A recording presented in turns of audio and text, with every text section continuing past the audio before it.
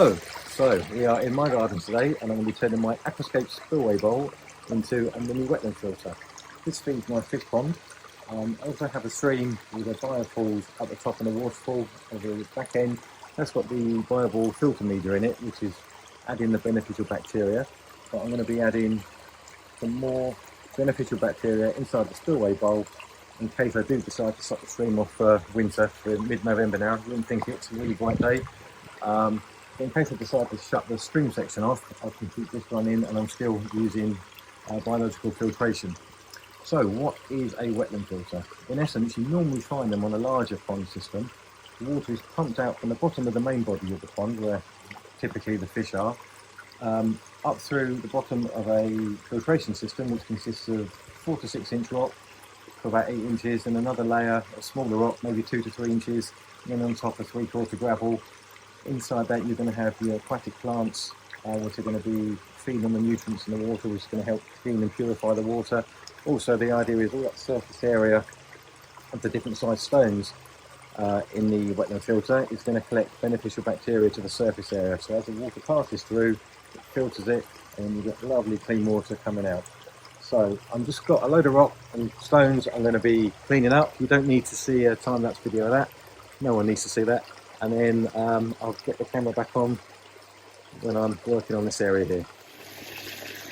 Okay, so first thing I need to do is isolate the spillway bowl and bail the water out of there, so I've pretty much got nothing in there. Then I can start building my rocks and stone up.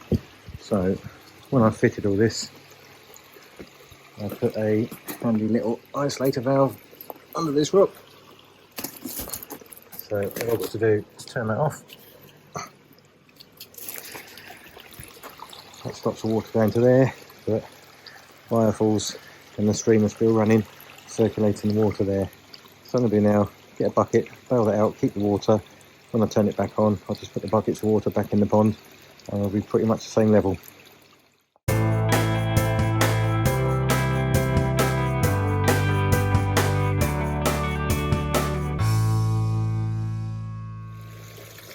Okay, so spillway bowl is cleaned out. You can see I've got these two slightly larger pieces of rock in there.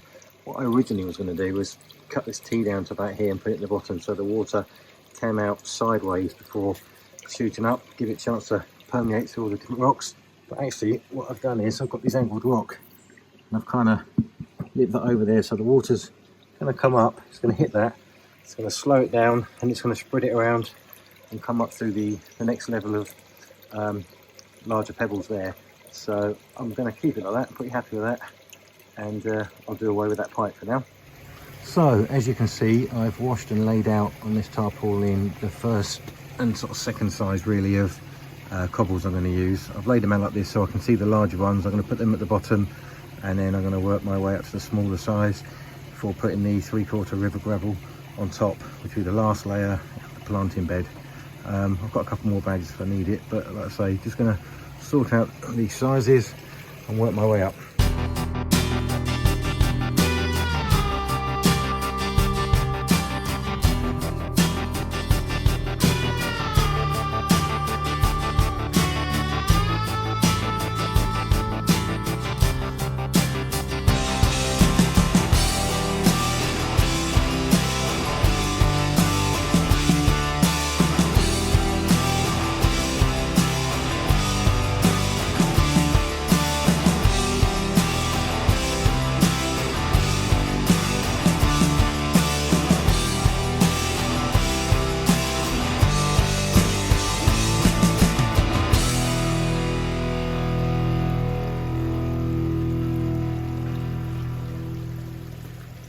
Okay, let's turn this on.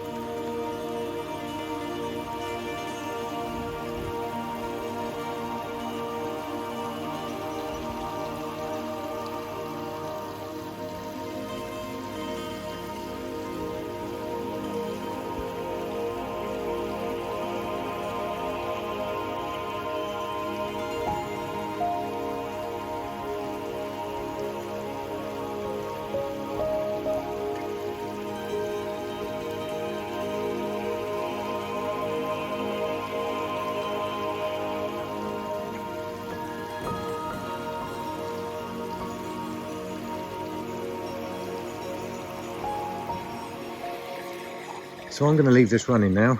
Very happy with how that's come out. I'm going to let all the good bacteria start colonising on the surface area of all those stones and rocks I've put in there. And then once the plants arrive, the aquatic plants, I will do another video, which will be part 2. So subscribe, like, stay tuned, follow me in all my adventures, and then you'll see this planted up and the benefits that's going to give this pond over the next coming year.